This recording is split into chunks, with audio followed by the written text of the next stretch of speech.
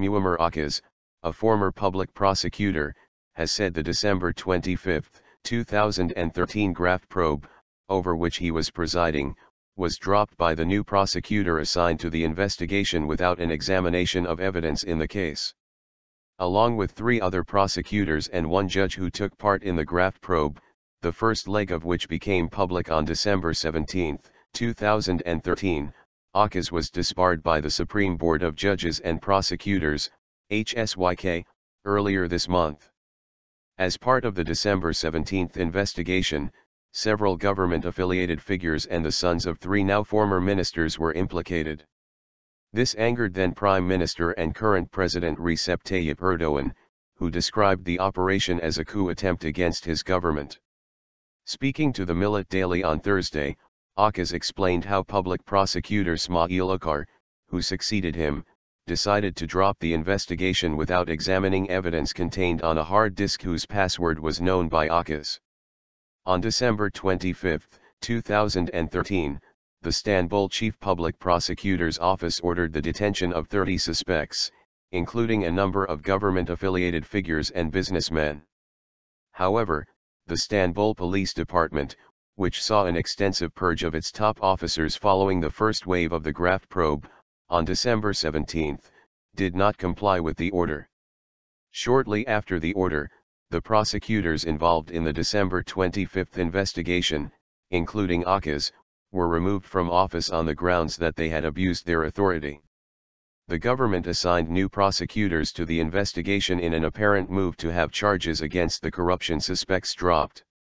Among the main suspects of the December 25 investigation was President Erdoğan's son Bilal, businessmen Mehmet Cengiz, Mustafa Latif Topaz and Yasin Al-Qadi, a Saudi businessman who is on the U.S. Treasury Department's specially designated global terrorist list.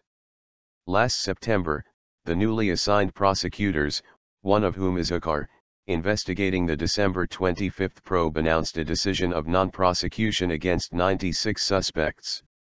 In remarks to the Millet Daily, Akkaş, who was assigned to Tekirdağ as a public prosecutor after he was removed from the December 25 probe, said Prosecutor Uçar, who serves as Istanbul Deputy Chief Public Prosecutor, wrote a petition to the Tekirdağ Chief Public Prosecutor's Office on March 17 saying that a hard disk which was submitted to the Istanbul Chief Public Prosecutor's Office concerning the December 25 probe could not be opened because of a password requirement.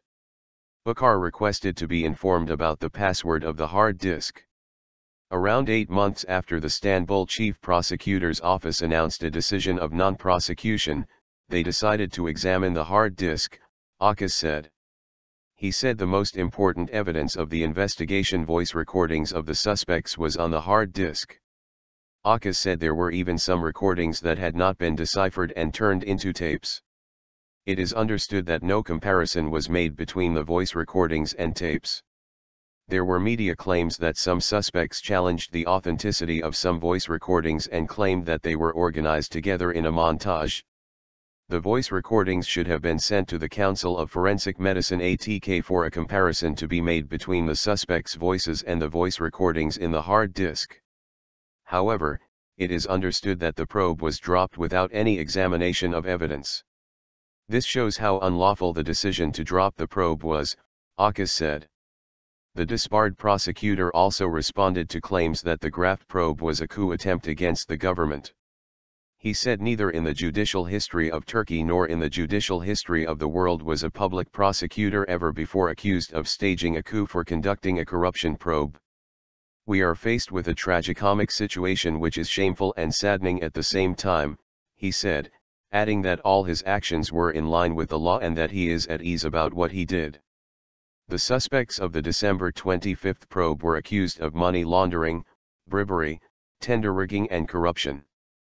The organizations and companies that were also involved in these offenses were the Turquoise Group, owners of the Sabah Daily and the ATV station, the Bosphorus 360 Construction Company, BM, a Turkish discount grocer, the Prime Ministry Development Agency, the Kalyonka Group, the Istanbul Public Housing Corporation, KAPTA, the Istanbul Metropolitan Municipality, and the Foundation of Youth and Education in Turkey, Turgev, of whose executive board Bilal Erdoğan is a member.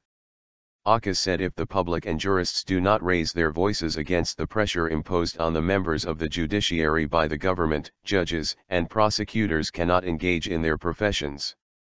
I don't think any prosecutor would dare to launch such an investigation after this, he remarked.